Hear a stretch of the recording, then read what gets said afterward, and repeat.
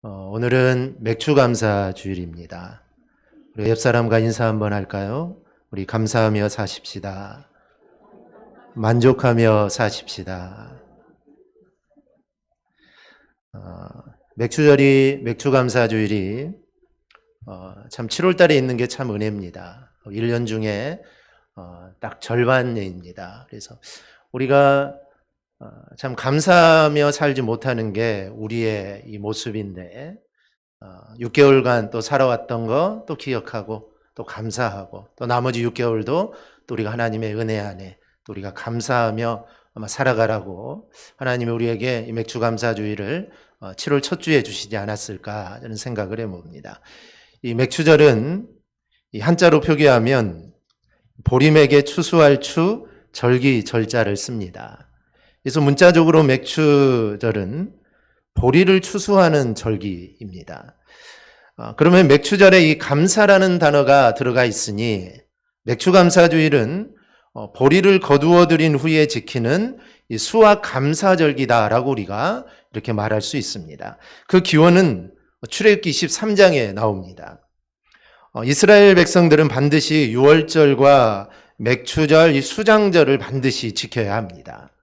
이것은 하나님의 명령입니다. 즉 지켜도 되고 또 내 기분이 별로 내키지 않는다고 안 지켜도 되고 그런 것이 아니라 이거는 하나님의 명령이므로 이스라엘 사람들은 자신의 상황과 상관없이 반드시 지켜야 하는 것입니다. 그 중에 하나가 이 맥추절인데 보리 농사를 지은 후에 첫 열매를 거둔 것에 대한 감사로 하나님께 드리는 절기입니다.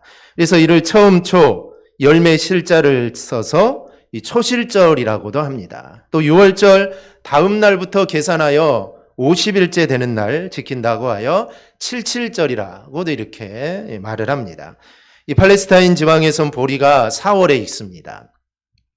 이스라엘은 노예 생활 430년 그리고 또 광야 40년의 세월을 지낸 후에 약속의 땅 가나안으로 들어갑니다. 이 땅은 하나님이 아브라함에게 약속하신 땅이기는 하지만 그 땅에는 이미 다른 민족들이 살고 있습니다. 이 땅이 옛날에 하나님이 우리에게 주셨다고 말을 하면서 이 땅에서 나가라고 한들 그 사람들이 나갈 이유가 없죠. 그래서 가나안에 들어가서 그들은 전쟁을 해야 되고 그 이방 민족들을 다 쫓아내고 그 땅을 차지해야 합니다. 그런데 그런 상황에서도 이 먹고 사는 문제는 중요하기 때문에 그들이 농사를 짓습니다. 그리고 씨를 뿌린 후에 그들이 가나안의 첫 번째로 거둔 이 곡식이 바로 이 보리였던 겁니다. 이 얼마나 큰 감동이겠습니까? 고작 보리였지만 이스라엘 민족은 자그만치 430년 만에 그것도 자기들의 손으로 씨앗을 뿌려서 그리고 자기들의 손으로 거두고 그리고 다른 사람에게 빼앗기지 않고 온전히 거두게 됩니다. 그러니 이 감격이라는 것은 이거는 이루 말할 수 없을 겁니다. 그래서 이런 감사, 이런 감격의 순간을 잊지 말고 너희가 절기로 지키라라고 하나님께서 이 말씀한 겁니다. 이것은 하나님께서 농사를 지을 수 있는 땅을 주시고 또 이른 비와 늦은 비를 주셔서 추수할 수 있게 하심에 대한 이 감사입니다. 즉 지금까지 살아온 삶에 대한 감사를 잊어버리지 않기 위한 절기입니다. 요즘은 시골에 사시는 분들도 이 보리 농사를 많이 짓지 않습니다. 요즘은 많이 짓지 않죠. 그래서 이 맥추감사주일은 뭐 지킬 필요가 없다. 보리 농사도 하지 않은데 맥추감사주일을 지키냐라고 말을 하지만 이 맥추감사주일의 중요한 점은 보리를 추수한다는 의미가 아닙니다. 보리를 추수한다는 것보다도 이 지금까지 지켜주신 하나님의 은혜에 대한 감사가 더 큰 것입니다. 그렇기 때문에 우리는 이 맥추감사주일을 감사함으로 하나님께 지키는 겁니다. 즉 때를 따라 도우시는 하나님의 은혜와 사랑에 감사하는 마음을 갖는 것. 이거는 우리 신앙에 있어서 아주 중요합니다. 그런데 우리는 오늘 우리가 받아 누리는 것들에 대해서 감사하지 못하고 우리는 어찌 보면 정말 당연한 것처럼 우리가 생각하는 경향이 있습니다. 그런 우리의 신앙을 다시 한번 깨우쳐주는 것이 감사절이고 그리고 오늘의 맥추 감사주일입니다. 그러므로 우리는 감사절을 맞이할 때마다 이 나에게 감사할 것이 과연 무엇이 있는가를 우리는 살펴야 합니다. 보리를 추수한 게 중요한 것이 아니라 내가 지금 하나님이 나에게 주신 것 중에 정말 감사한 일들이 과연 무엇일까? 그리고 그 감사한 일들이 있다면 그것을 하나님께 감사하는 자가 되어야 합니다. 그러면 하나님께서는 감사하는 자에게 더 큰 감사를 주시는 겁니다. 우리 모두 늘 감사하며 살아가는 우리 성도들이 되기를 축복합니다. 여러분, 세상에서 가장 행복한 사람은 누굴까요? 세상에서 가장 행복한 나라, 그러면 아주 못 사는 나라가 가장 행복하죠. 방글라데시나 부탄, 정말 못 사는 그 사람들이 더 행복합니다. 그러면 가장 행복한 사람이 누굴까요? 언젠가 영국의 런던 타임즈가 영국인들을 대상으로 가장 행복한 사람을 조사했습니다. 그런데 의외의 결과가 나왔습니다. 상위에 뽑힌 이 네 사람은 뜻밖에도 소박한 시민들이었습니다. 1위는 바닷가에서 멋진 모래성을 완성한 어린이. 이 어린이가 영국에서 제일 행복한 사람이었습니다. 두 번째는 아기를 목욕시킨 후 맑은 눈동자를 바라보는 어머니. 세 번째는 3위는 멋진 공예품을 완성하고 손을 터는 예술가. 4위는 죽어가는 생명을 수술로 살려낸 의사였습니다. 바로 이 사람들이 영국에서 가장 행복한 사람입니다.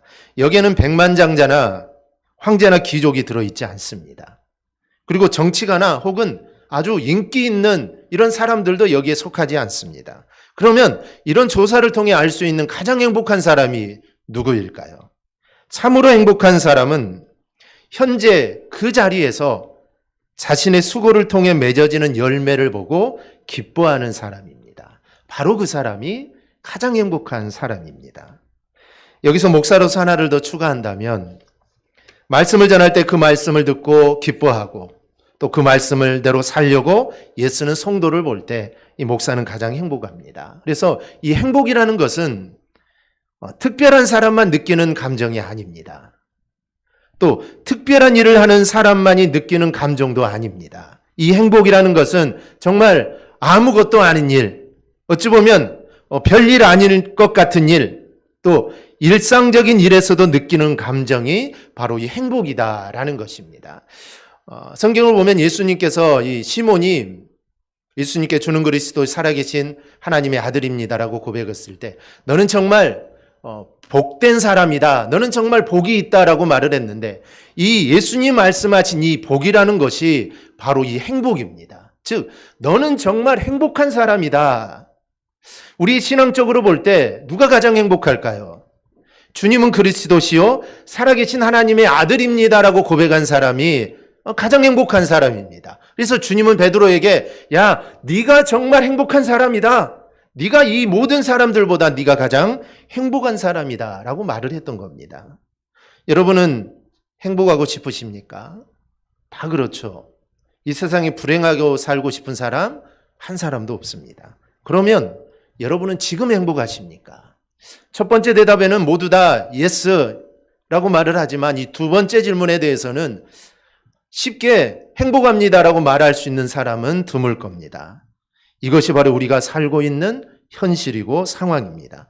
우리가 행복하지 못하고 불행하다 느끼는 이유가 뭘까요? 그것은 우리의 삶에 문제가 많아서일 겁니다. 문제가 되지 않은 일들이 있다면 문제가 없다면 행복하겠죠. 그런데 우리의 삶을 보면은 문제가 얼마나 많은지 모릅니다. 이 작가 이소건 씨 글에 이런 이야기가 나옵니다. 나는 거의 매일 일기를 쓴다. 어제는 한 5, 6년 동안의 이 일기를 2년치를 읽었다. 읽어보니 그 2년 동안 내내 수많은 크고 작은 행운과 불행이 있었는데 불행이 불행으로 끝나지 않고 뜻밖의 즐거움과 행운을 가져다주는 경우가 있었다. 이 불행이라는 것이 그냥 불행으로 끝나는 것이 아니라는 겁니다. 이런 것들이 변하여 그게 나에게 행복과 또 즐거움을 줄 때가 있다는 겁니다. 이 열린교회 이인선 목사님이 쓴 글을 보면 그 교회는 해마다 맥주감사주일부터 추수감사주일 그 기간 동안 감사로 살아가는 행복이라는 제목으로 이 감사일기를 쓴다고 합니다. 그런데 일기를 통해 삶을 돌아보면 인생의 불행과 고통이라고 여겼던 시간들이 그냥 이 불행과 고통으로 끝나버린 것이 아니라 그렇게 끝나는 것이 아니라 나에게 기쁨과 감사를 주는 일들이 있었고, 그리고 특별히 감사 일기를 쓰는 분들은 모든 일들을 감사의 렌즈로 바라보게 됩니다. 그래서 감사 일기를 쓰게 되면 내 인생에 감사할 일이 뭐가 있을까? 그 렌즈로 우리의 삶을 돌아보니 모든 시간들이 소중하고 의미 있는 시간들이었다는 겁니다. 또한 일기를 쓰면서 많은 사람들이 하나님께서 주신 복을 헤아려 볼 때 내가 원하는 것을 내가 원하는 때 하나님 주십시오라고 이렇게 기도하는 것이 아니라 이제는 하나님이 원하시는 것을 하나님의 때에 제가 하겠습니다라고 이렇게 순종과 또 거룩한 삶으로 변화되는 자신의 모습을 보게 되었다고 합니다. 에베소서 5장 20절에 보면 범사에 우리 주 예수 그리스도의 이름으로 항상 아버지 하나님께 감사하며라고 합니다. 여기 보면은 범사에 하고 항상이라는 말씀이 있습니다. 이 범사라는 말은 초상황성입니다. 상황을 초월하는 것이 범사고 그 다음에 항상이라는 것은 무시간성입니다. 시간을 초월하고 시간의 의미가 특별히 없습니다. 즉 어떠한 상황 속에서도 감사해야 하고 언제나 감사해야 함을 우리에게 말을 합니다. 오늘날 우리가 하나님이 우리에게 허락하신 하루의 삶, 또 우리의 인생, 또 우리의 가정, 우리의 교회를 우리가 생각해 볼 때 우리가 그런 일들을 감사함으로 우리가 살아간다면 이 행복이라는 것은 덤으로 우리에게 찾아오는 것입니다. 그러기에 감사로 사는 삶이 바로 이 행복입니다.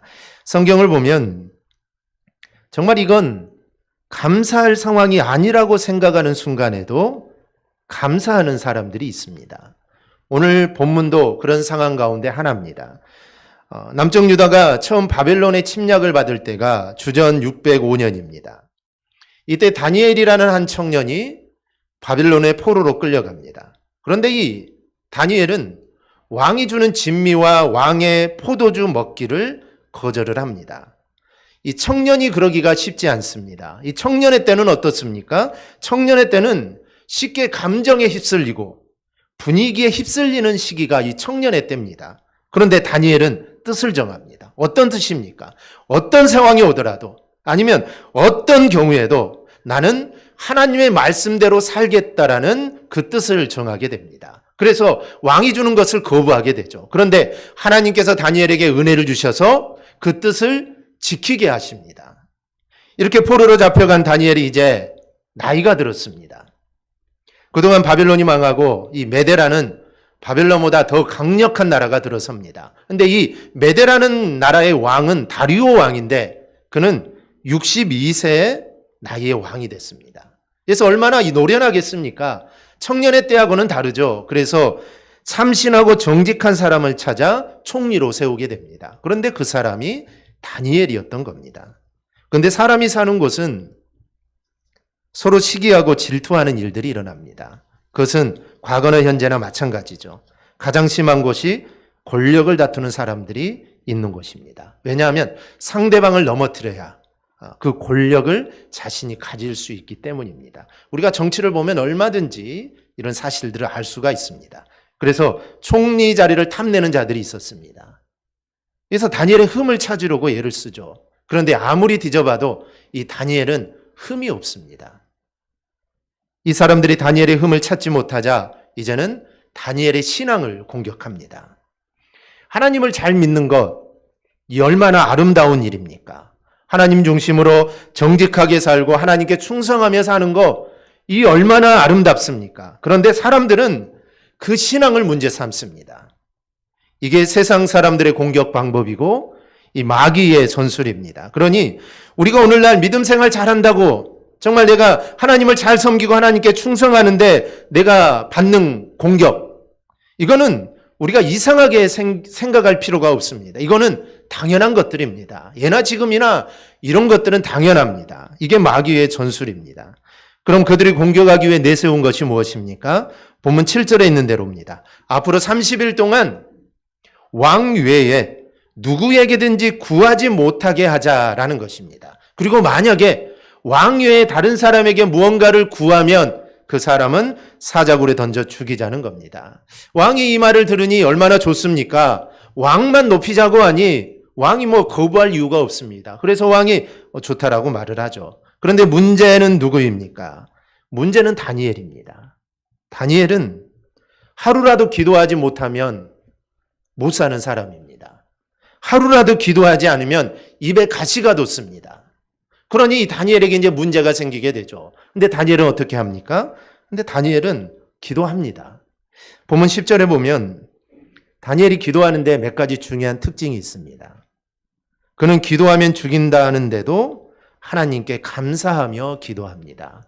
기도하면 죽습니다. 그럼 이건 감사할 일이 아니죠. 기도하면 하나님 복을 주신다면 얼마나 감사하겠습니까? 그런데 기도하면 죽는다고 합니다. 그런데 다니엘은 감사하며 기도합니다. 또 하나는 문을 열고 기도합니다. 이 말은 기도하는 신앙을 숨길 이유가 없다는 것입니다.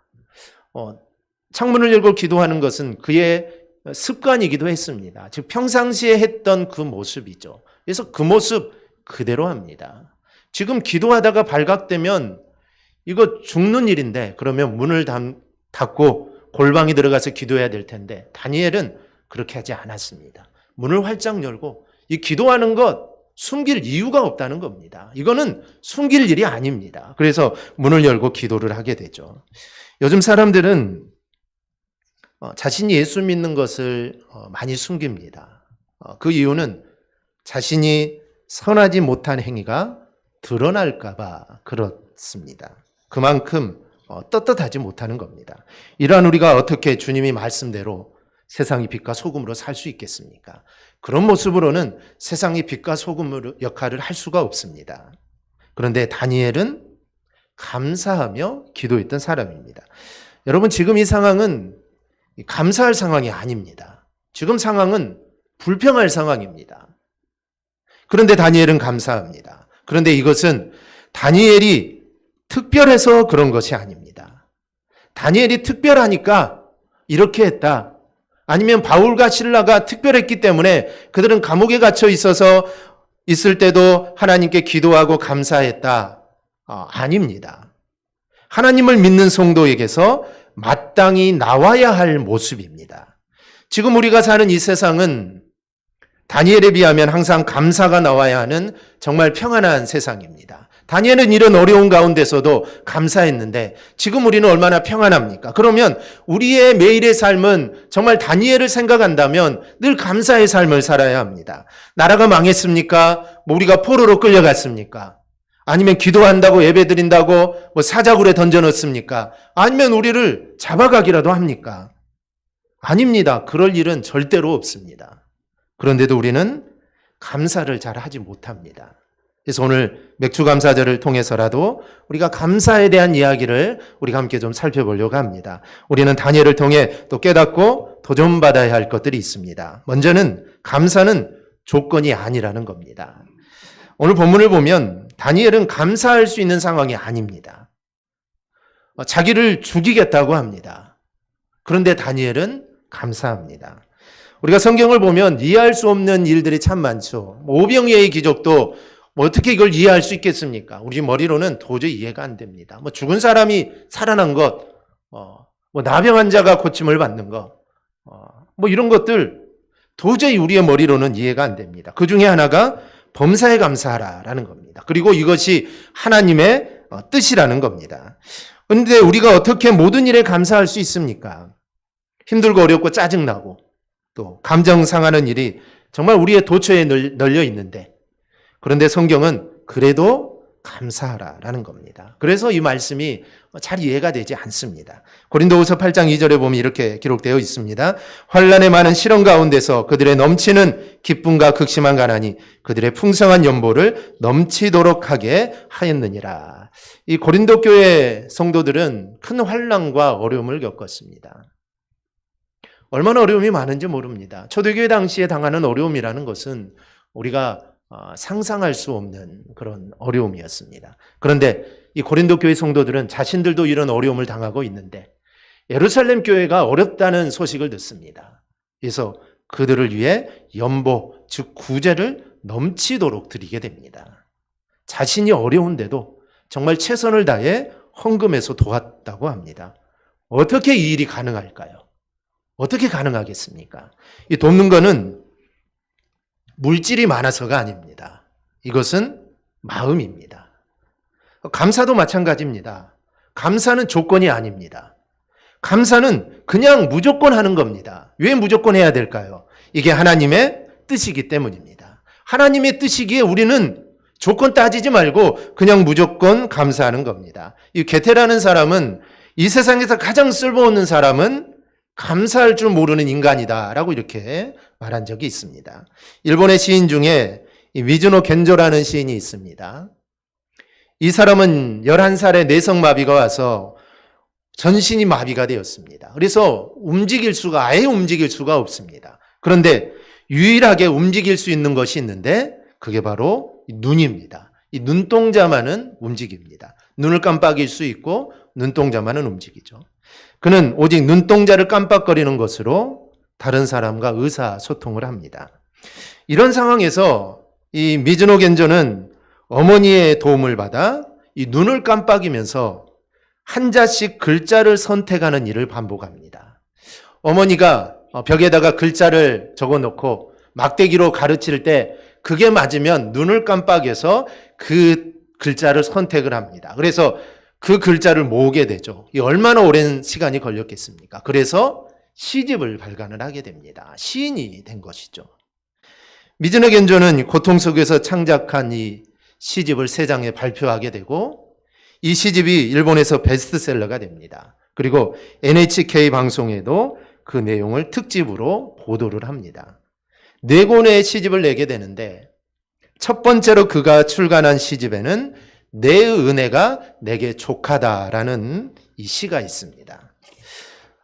저는 이 사람이 어떻게 그런 상황 속에서 내 은혜가 내게 족하다라고 고백할 수 있을까? 참 궁금하기도 합니다.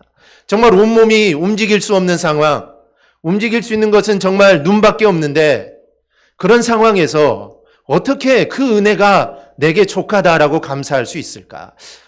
아마 그가 그렇게 할 수 있었던 것은 처참한 자신의 신체까지도 정말 그 조건까지도 감사할 수 있는 흔들림 없는 굳건한 믿음을 가지고 있었기 때문에 그러지 않았을까 저는 생각을 해봅니다. 이런 생각을 하면서 제가 다시 한번 깨닫는 것은 감사는 조건이 아니라 감사는 마음이다라는 겁니다. 탈무드에 이런 이야기가 있습니다. 세상에서 가장 현명한 사람은 항상 배우는 사람이다. 세상에서 가장 강한 사람은 자기를 이기는 사람이다. 세상에서 가장 행복한 사람은 범사에 감사하는 사람이다. 감사는 범사에 우리가 마땅히 드려야 할 일입니다. 그러므로 성도는 범사에 감사하며 살아야 됩니다. 그러면 우리는 행복한 삶을 살 수 있습니다. 우리 모두가 이런 생각들이 정말 이 범사에 감사하고 이 감사라는 건 조건이 아니고 우리의 마음이다라는 이 생각이 우리의 마음으로부터 아멘이 되는 믿음으로 자라날 수 있기를 주님의 이름으로 축원합니다. 둘째, 감사는 신앙입니다. 또 감사는 믿음입니다. 어떤 믿음입니까? 하나님을 믿는 믿음입니다. 믿음이라는 것은 하나님 말씀대로 사는 게 바로 믿음입니다. 하나님이 감사하라고 하시니 감사하는 것이 믿음이고 신앙입니다. 하나님은 우리에게 감사하라고 하는데 내가 감사하지 않고 살아간다면 그게 무엇일까요? 그게 바로 불신앙입니다. 하나님 말씀대로 살지 않고 있으니 그게 바로 불신앙입니다. 그래서 감사가 신앙입니다. 어느 가족이 디프테리아라는 질환으로 일주일 사이에 새 아이를 잃었습니다. 그 부부에게는 이제 3살짜리 딸아이만 남게 됩니다. 그 다음 부활절 아침에 그 부부는 딸을 데리고 교회로 갔습니다. 남편은 주일학교 부장이었는데 예배를 인도하면서 이 부활의 사건을 가르침을 읽어나갑니다.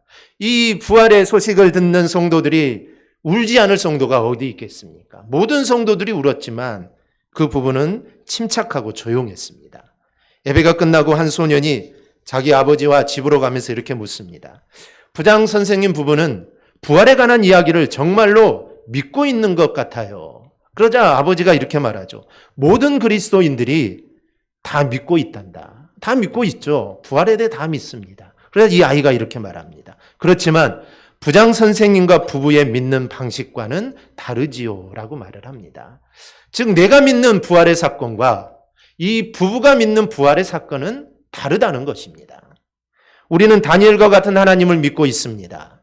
다니엘의 하나님과 내가 믿는 하나님이 다를까요? 아닙니다. 동일한 하나님이십니다. 우리는 다니엘과 같은 하나님을 믿고 있고 또 다니엘과 같은 신앙을 우리는 가지고 있습니다. 그런데 우리의 삶을 보면, 우리가 행동하는 것을 보면 우리는 다른 믿음, 다른 신앙을 가지고 있는 것 같습니다. 시편 50편 23절을 보면 감사로 제사를 드리는 자가 나를 영화롭게 하나니 그의 행위를 옳게 하는 자에게 내가 하나님의 구원을 보이리라. 감사하는 사람에게 구원이 임하고 구원받은 사람은 감사하는 삶을 산다는 겁니다. 그렇다면 우리는 어떻습니까? 우리는 다 구원받은 사람이 아닙니까? 그렇다면 우리는 감사하며 살아야 합니다. 감사하는 삶이 바로 내 신앙을 고백하는 것입니다. 우리가 이러한 믿음으로 우리가 살아가기를 바랍니다. 셋째, 감사는 기적을 불러일으키는 도구입니다. 기도하던 다니엘은 결국 고발을 당해 사자굴에 들어갑니다. 그래서 어떻게 됩니까? 22절입니다. 나의 하나님이 이미 그의 천사를 보내어 사자들의 입을 봉하셨으므로 사자들이 나를 상해하지 못하였사오니 이는 나의 무죄함이 그 앞에 명백함이오며 또 왕이여 나는 왕에게도 해를 끼치지 아니하였나이다. 다니엘은 하나님이 이미 사자들의 입을 막았다는 겁니다. 이처럼 감사하는 곳에 기적이 일어납니다. 그리고 감사하는 사람은 기적이 일어나지 않더라도 그 또한 모든 것을 감사로 받습니다. 그것이 바로 믿음의 기적입니다.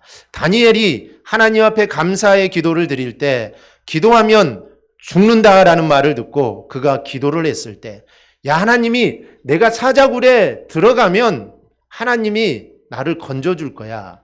저는 다니엘은 그렇게 생각하지 않았을 거라 생각합니다. 다니엘은 거기까지 생각한 것이 아닙니다. 즉 하나님이 나를 살려주지 않는다고 해도 나는 기도한다는 것입니다. 이게 다니엘의 그 마음이었습니다. 바로 그 마음이 기적을 일으킨 겁니다. 다니엘서 3장을 보면 다니엘과 세 친구가 나옵니다. 이 세 친구도 우상에게 절하지 않는다는 제목으로 풀무불 속에 들어가게 됩니다.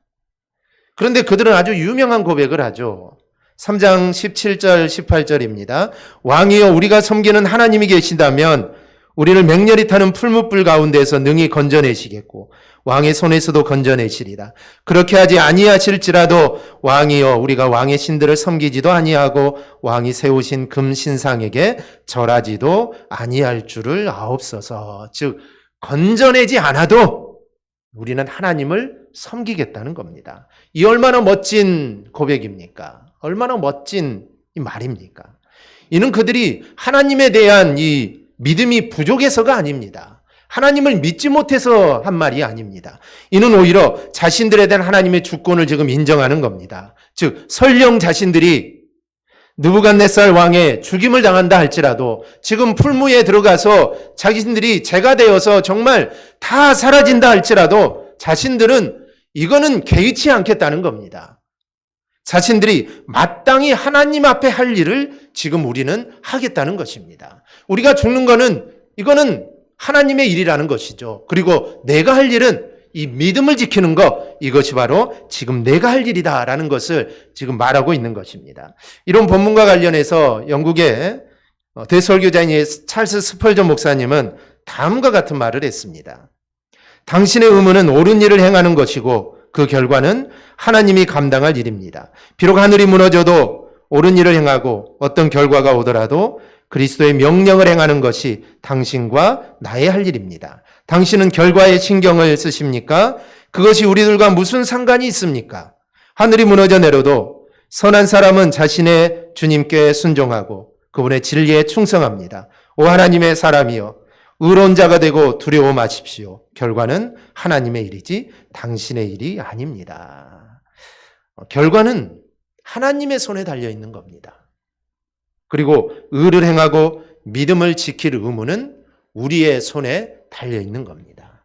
이 세 친구를 하나님이 살려주는 것 아니면 죽이는 것, 이거는 내 일이 아니라는 것이죠. 이거는 하나님의 손에 있는 겁니다. 그러니 우리는 그것까지 신경 쓸 필요가 없습니다. 그것까지 신경 쓸 일이 아니라는 것이죠. 내가 할 일을 우리는 하기만 하면 됩니다. 그러면 그 이후의 일은 하나님이 알아서 하나님이 가장 선하게 하나님이 이루어지시는 겁니다. 그리고 우리가 할 일은 어떤 희생과 어떤 결과가 따른다 해도 하나님을 기쁘시게 해드리는 데 있습니다. 즉 내 믿음을 지키고 나아가는 것, 이게 하나님을 기쁘게 하는 것입니다. 이러한 자세를 가질 때 우리는 하나님을 절대 신뢰하는 불굴의 신앙인으로 우리가 굳게 서게 됩니다. 그러면 어떤 상황에서도 아니면 어떠한 일이 있어도 우리는 하나님을 기쁘시게 드리는 삶을 살 수 있습니다. 이렇듯 죽음 앞에서 당당할 수 있는 것, 어떤 상황 속에서도 하나님의 기쁨이 되는 것, 이게 바로 기적입니다. 풀무불에서 살아나는 것도 기적이지만 이것만 기적이 아니라 정말 죽음 앞에서도 내 믿음을 지키는 것, 이게 바로 기적인 것입니다. 많은 사람들은 믿음을 지키지 못하는데 그 상황에서 내가 믿음을 지켜나가는 것, 이게 기적 중에 바로 기적입니다. 감사는 이렇게 삶 가운데 환경 가운데 기적을 만들어냅니다. 그러니 이런 기적을 우리가 체험하시려거든 우리가 감사의 삶을 살아가기를 바랍니다. 우리는 감사함으로, 감사하는 마음으로 살 때 하나님과 더 가까워지고 성령의 인도함을 받아 이 기쁨의 삶을 살 수 있습니다. 그러니 우리의 환경이 조건이 어려워도 우리는 감사해야 합니다. 그래서 나의 삶을 우리가 감사의 삶으로 만들어 나갈 수 있기를 바랍니다. 스펄전 목사님의 감사 10계명이 있습니다. 10계명을 살펴보고 말씀을 마치겠습니다. 첫째는 생각이 곧 감사다라는 겁니다. 이 생각과 감사는 어원이 같습니다. 같은 어원을 두고 있습니다. 그래서 깊은 생각이 감사를 일으키는 겁니다. 그러니 우리는 감사할 조건들을 헤아려 봐야 합니다. 둘째는 작은 것부터 감사하라입니다. 바다도 작은 물방울부터 시작이 됩니다. 그러니 아주 사소하고 작은 것에서부터 감사하면 큰 감사거리를 우리가 만나게 됩니다. 셋째는 자신에게 감사하라입니다. 어거스틴은 이런 말을 했습니다. 인간은 높은 산과 태양과 별들을 보고 감탄하면서 정작 자신에 대해서는 감탄하지 못한다. 우리는 내 자신에 감사하는 것, 이거 매우 중요합니다. 네 번째는 일상을 감사하라입니다. 우리가 숨을 쉬거나 맑은 하늘을 보는 것처럼 관심을 가지지 않으면 감사할 수 없는 것이 바로 일상의 감사입니다. 우리가 하루가 얼마나 바쁘게 지나갑니까? 정말 하루에 하늘 한번 쳐다보지 못하는 사람들도 있습니다. 오직 땅만 쳐다보며 앞만 쳐다보고 하루를 살아갑니다. 그래서 하늘이 어떻게 생겼는지 쳐다보지 못할 때가 많습니다. 우리의 일상도 마찬가지입니다. 우리의 일상을 우리가 관심을 가지지 않으면 우리는 감사할 수 없습니다. 다섯 번째는 문제를 감사하라입니다. 문제는 항상 해결책이 그 문제 안에 있습니다. 그래서 문제는 변장된 축복이라고 합니다. 이 축복의 포장지는 항상 문제로 포장되어 있습니다. 그러므로 우리는 문제를 만났을 때 그 문제에 감사해야 합니다. 그래야 그 안에서 그 문제들이 해결되어집니다. 여섯 번째는 더불어 감사하라. 장작도 함께 쌓여 있을 때 더 잘 타는 법입니다. 우리가 가족끼리 감사를 나누어야 합니다. 가족끼리 우리가 일주일의 삶을 되돌아보며 이러한 일이 있었다. 이 감사함으로 우리가 나누게 되면은 그 감사가 30배, 60배, 100배의 결실을 맺습니다.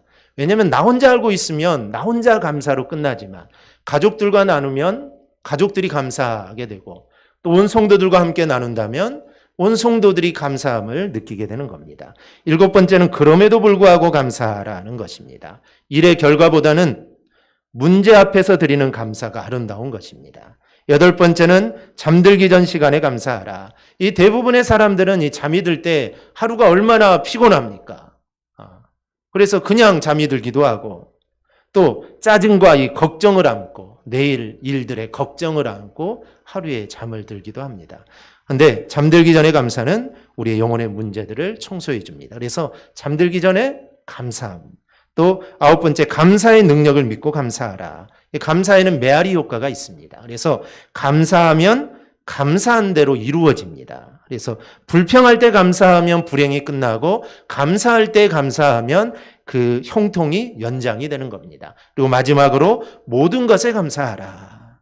우리의 삶에서 은혜와 감사가 아닌 것은 단 하나도 없습니다. 그러므로 우리 모두 모든 것에 감사하는 우리 성도들이 되기를 주님의 이름으로 축원합니다. 아멘. 기도하겠습니다.